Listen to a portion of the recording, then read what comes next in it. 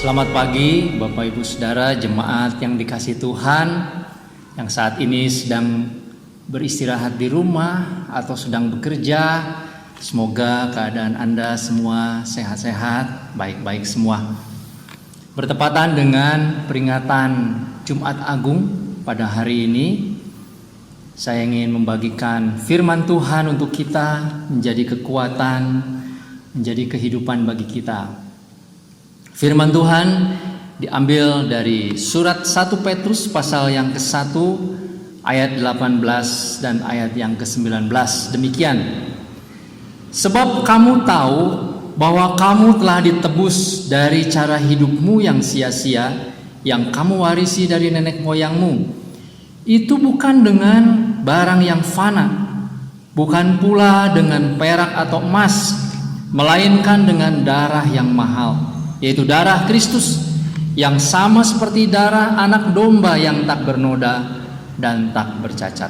Sebelum kita mendengarkan uraian firman Tuhan, mari kita berdoa. Bapa di surga, Tuhan pencipta langit dan bumi, bela pada saat ini di tengah-tengah situasi yang sungguh-sungguh membuat kami tidak nyaman, kami membuka hati terhadap kebenaran firman Tuhan, supaya firman Tuhanlah yang menuntun pikiran, menuntun sikap, menuntun segala keputusan kami. Melalui firman Tuhan kami beroleh kehidupan dan kekuatan. Berkatilah ya Bapa, di dalam nama Tuhan Yesus kami berdoa. Amin. Bapak Ibu Saudara yang dikasihi Tuhan, hari-hari ini kita terus-menerus disibukkan dengan percakapan di berbagai media, baik media sosial atau yang lainnya, dengan situasi yang selama ini membuat kita tidak nyaman. Cukup banyak di antara kita barangkali yang setiap hari memonitor ada berapa orang yang meninggal gara-gara COVID-19. Saudara-saudara, tetapi hari ini, pagi ini saya mengajak kita memikirkan hal yang lebih penting, bertepatan dengan peringatan hari kematian Tuhan Yesus. Saudara-saudara yang dikasihi Tuhan, dalam sejarah manusia ada orang-orang yang rela mati untuk kebenaran. Contohnya, kira-kira 300 tahun sebelum Tuhan Yesus lahir, saudara-saudara, ada seorang filsuf bernama Sokrates. Sokrates dituduh sebagai seorang yang memutarbalikkan fakta, dituduh sebagai seorang yang menyesatkan para pemuda, sehingga dia akhirnya dihukum mati.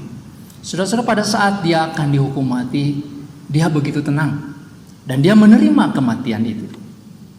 Dia diracun, dan sebelum dia diracun, dia juga memberikan pesan-pesan kepada murid-muridnya supaya tetap memegang kebenaran, tidak takut terhadap kematian. Saudara-saudara, ratusan tahun kemudian ketika gereja mulai bertumbuh di kota Yerusalem, kemudian berkembang di sekitarnya, begitu banyak orang-orang Kristen juga yang rela mati. Mereka rela mati karena mereka percaya kepada Tuhan. Mereka tidak gugup, mereka tidak takut. Bahkan ada banyak catatan sejarah yang menunjukkan mereka begitu bergembira di dalam kematian mereka. Saudara-saudara, dalam sejarah dunia kita, kejadian-kejadian kematian semacam itu terus-menerus terjadi. Ada banyak orang yang sungguh-sungguh rela mati untuk prinsip hidupnya, tidak mengalami ketakutan, tetapi bahkan bangga mereka menjadi syahid, mereka menjadi orang-orang yang membela kebenaran.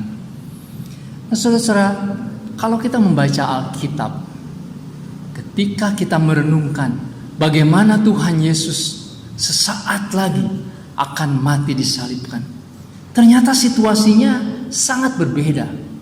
Saudara-saudara, Alkitab mencatat atau menggambarkan suasana hati Tuhan Yesus yang penuh dengan kegentaran, penuh dengan perasaan was-was.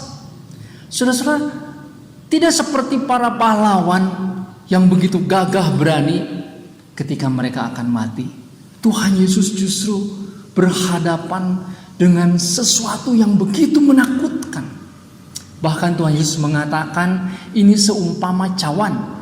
Saudara-saudara, di dalam perjanjian lama, ungkapan cawan ini menunjukkan sebuah keadaan ataupun sebuah penentuan bagi orang yang akan mengalami kematian yang sangat menakutkan.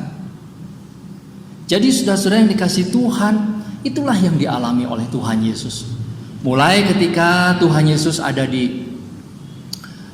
berkumpul bersama dengan murid-murid, mengadakan perjamuan malam. Pada waktu itu Tuhan Yesus mengatakan bahwa hatinya begitu terharu. Ada kesedihan yang begitu mendalam. Dan kemudian saudara-saudara, ketika Tuhan Yesus dan murid-murid masuk ke Taman Getsemani, bahkan penulis Injil mengungkapkan Tuhan Yesus begitu gentar. Keringatnya seperti cucuran darah. Saudara-saudara, ini menunjukkan ada gejolak, ada pergulatan yang begitu besar. Di dalam doa, Tuhan Yesus bahkan mengungkapkan meskipun dia siap taat kepada Tuhan, tetapi ada kalimat yang menunjukkan bahwa kalau boleh cawan ini dilalukan. Saudara-saudara, jadi sebelum Tuhan Yesus menerima cawan ini, saudara-saudara, situasinya berbeda. Tuhan Yesus mengalami pergulatan, goncangan. Mengapa demikian? Apakah Tuhan Yesus saudara tidak siap dengan salib? Tidak. Kematian Tuhan Yesus berbeda dengan kematian Sokrates. Berbeda dengan kematian para pahlawan yang dengan bangga rela mati. Apa yang membedakannya, saudara-saudara? Kematian Tuhan Yesus bukan sekedar membela bangsa. Kematian Tuhan Yesus bukan sekedar membela kebenaran. Kematian Tuhan Yesus bukanlah perbuatan konyol seorang yang bodoh yang ditipu oleh orang lain. Tidak, saudara-saudara. Alkitab dengan jelas mengatakan bahwa kematian Tuhan Yesus adalah untuk menanggung dosa seluruh umat manusia. Saudara-saudara, pada waktu Tuhan Yesus disalibkan, dia berteriak, Eli, Eli, lama sabachthani. Apa artinya, saudara-saudara? Pada waktu itu seolah-olah seluruh dosa umat manusia ditanggungkan kepadanya, yang membuat Allah Bapa begitu jijik dan lalu memalingkan mukanya, tidak mau melihat anaknya. Pada waktu itu, saudara-saudara, Tuhan Yesus mengalami kesendirian. Dia dibuang. Dia harus menanggung dosa seluruh manusia. Ini pengalaman yang begitu menakutkan, begitu menyakitkan. Jadi saudara-saudara yang dikasihi Tuhan, kematian Tuhan Yesus adalah sebuah kematian yang begitu berat, yang tidak ada orang yang sanggup untuk menanggungnya kecuali pribadi Yesus yang sungguh-sungguh taat, mau menanggung dengan rela hati. Saudara-saudara, itu sebabnya sekian tahun kemudian Rasul Petrus mengatakan bahwa kita orang-orang yang percaya ditebus bukan dengan barang yang fana, bukan dengan perak atau emas yang mahal. Saudara-saudara, dosa manusia yang mengikat manusia, yang membuat manusia binasa, tidak bisa ditukar dengan emas, dengan perak, dengan dunia dan segala macam isinya. Tidak cukup. Saudara-saudara, dosa manusia yang mengikat dan membinasakan manusia itu, saudara-saudara, harus dihapuskan oleh darah yang mahal. Darah siapa? Darah anak domba Allah. Darah yang suci, darah yang mulia. Darah Kristus itulah yang menebus manusia dari dosa.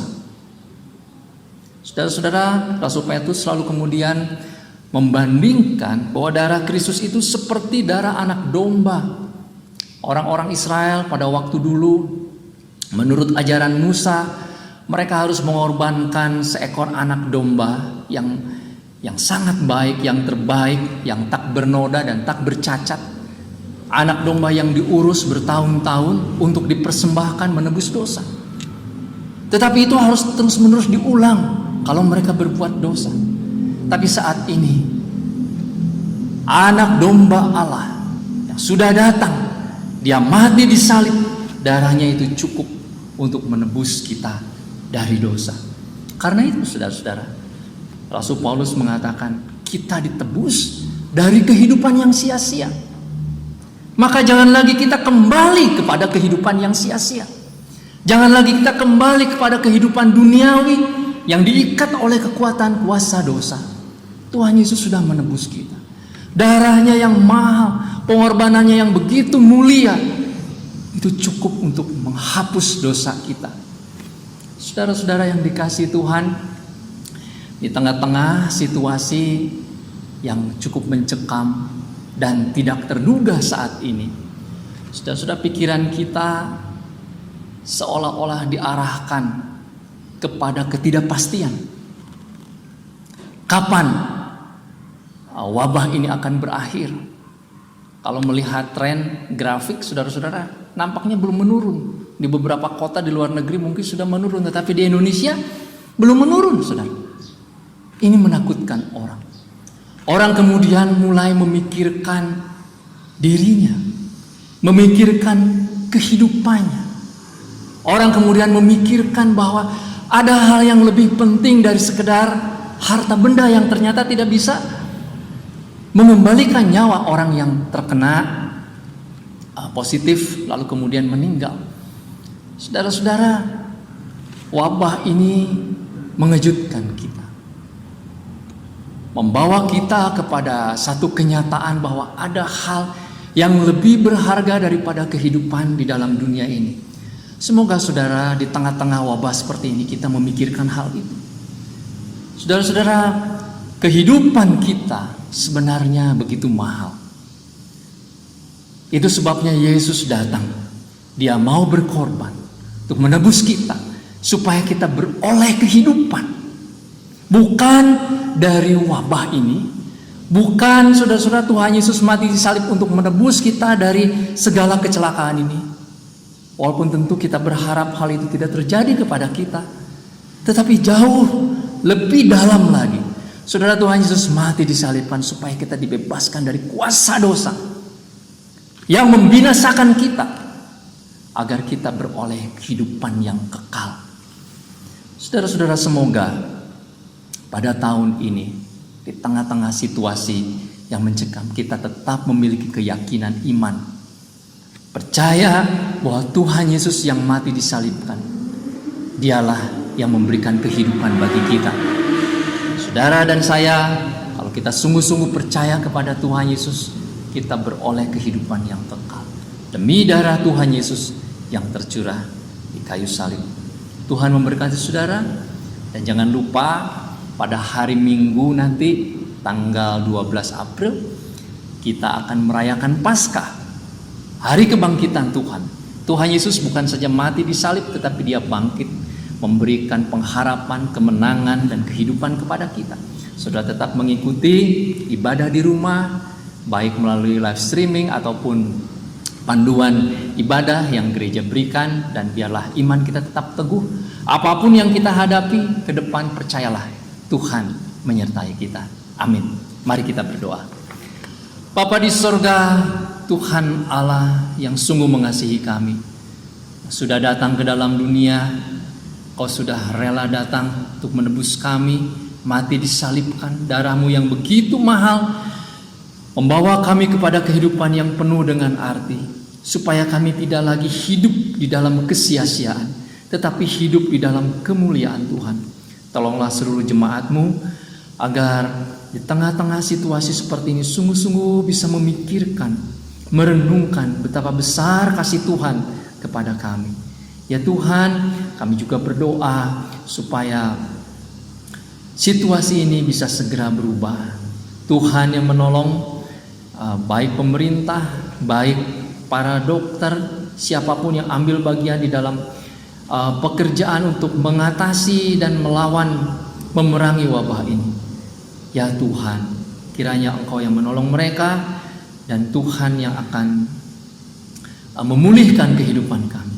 Tetapi terlebih ya Tuhan, Engkau juga akan memulihkan kehidupan rohani seluruh jemaat-Mu yang lemah imannya, yang sudah ragu-ragu, yang sudah lama meninggalkan Tuhan. Biarlah kami boleh mengingat lagi kasih Tuhan yang begitu besar. Terima kasih Bapa di surga. Kami berdoa di dalam nama Tuhan Yesus, Juru Selamat dan Penebus kami yang hidup. Amin. Tuhan Yesus memberkati saudara-saudara. Hidup ini ku letakkan pada mezbah-Mu ya Tuhan. Jadilah padaku seperti